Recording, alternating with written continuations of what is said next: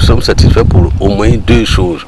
Nous avons trouvé un chantier qui vit et dont l'essentiel des ouvrages a été exécuté et on est au stade de finition. Vous avez vu ce beau barrage là, ce beau et grand barrage, il est pratiquement fini. Il fait 1600 mètres de longueur, il va stocker près de 3,5 millions de mètres cubes, ce qui est intéressant au niveau donc, de la région donc, du centre et du plateau central où effectivement les terres sont assez plates et donc il est difficile de stocker de l'eau. Vous voyez derrière nous, on a un périmètre de 50 hectares. 50 hectares, si vous calculez un peu la rentabilité, au moins en double saison, parce qu'il se peut même qu'il fasse 2 saisons et demie ou même 3 saisons des fois en fonction un peu des données pédologiques et aussi de la quantité d'eau. Donc de ce point de vue, c'est un grand espoir qui est créé ici pour toutes ces populations. Il m'est revenu que l'ancrage de ce barrage-là est des fois descendu jusqu'à 6 mètres de profondeur. La fondation du barrage fait parfois 6 mètres.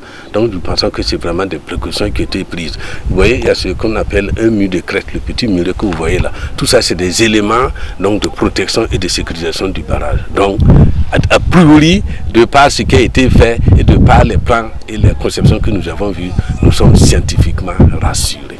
Pour ce qui concerne principalement le barrage de Kouakin, nous avons donc dû suspendre les travaux pour environ 5 mois. Difficultés liées essentiellement d'abord à une sommation des services de l'environnement qui ont voulu donc que nous puissions respecter un certain nombre de règles édictées donc dans le cadre de la gestion des programmes environnementaux et sociaux, ce qui a donc entraîné un premier arrêt.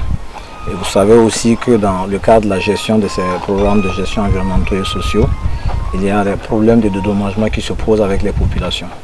À ce niveau, effectivement, nous avons rencontré des difficultés parce qu'il n'est pas toujours aisé de pouvoir dédommager ces populations-là, puisque nous n'avons pas à ce jour un référentiel national que nous pouvons appliquer partout où nous nous trouvons au Burkina Faso. Et enfin, la troisième difficulté majeure que nous avons rencontrée, c'est aussi, j'allais dire, d'âme nature, notamment les pluies. Donc ces 3 facteurs-là combinés ont fait aujourd'hui que l'ouvrage devait être terminé déjà depuis 5 mois. Mais à la décharge de l'entreprise, ce sont des retards, des suspensions justifiées. Et donc nous ne prenons pas cela comme un retard, mais juste des suspensions pour trouver des solutions à des problèmes. Et nous pouvons donc affirmer aujourd'hui qu'au cours du mois de juin, cet ouvrage-là sera entièrement achevé.